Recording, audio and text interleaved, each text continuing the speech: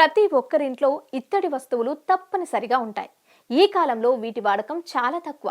ప్రస్తుతం వీటిని ఎక్కువగా పూజలు, వ్రతాలకు ఉపయోగిస్తూ ఉంటారు. ఇత్తడి సామాన్లు ఇంటికి అందాన్ని తెచ్చిపెడతాయి. కానీ వీటిని మెయింటైన్ చేయలేక ఉపయోగించరు.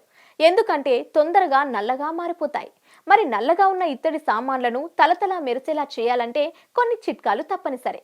మరి ఆ చిట్కాలేంటో తెలుసుకుందాం. గ్లాస్ వేడి నీళ్లలో 2 టేబుల్ స్పూన్ల వెనిగర్ వేసి బాగా కలపాలి. 2 నిమిషాల తర్వాత ఇందులో కాటన్ క్లాత్ ముంచి దానితో పాత్రలను రుద్దాలి. తర్వాత మైల్డ్ డిష్ సోప్తో ఇత్తడి పాత్రలను తోమి క్లాత్తో తుడిసేస్తే పాత్రలు తలతలా మెరుస్తాయి. ఇత్తడి పాత్రలను వీటిలో ముంచిన తర్వాత చింతపండు గుజ్జుతో తోమాలి. తర్వాత ఎర్రమట్టి, ఇసుక లేదా సబ్బుతో పాత్రలను తోమి కాటన్ క్లాత్తో తుడిచి ఆరబెట్టుకోవాలి. 3 టేబుల్ స్పూన్ల టొమాటో సాస్తో టేబుల్ స్పూన్ బేకింగ్ సోడా కలిపి ఇత్తడి పాత్రలను రుద్దండి. లేదంటే నిమ్మ చెక్కలకు ఉప్పు కలిపి లేదా నిమ్మరసంలో వరిపిండి కలిపి ఇత్తడి పాత్రలను రుద్దండి.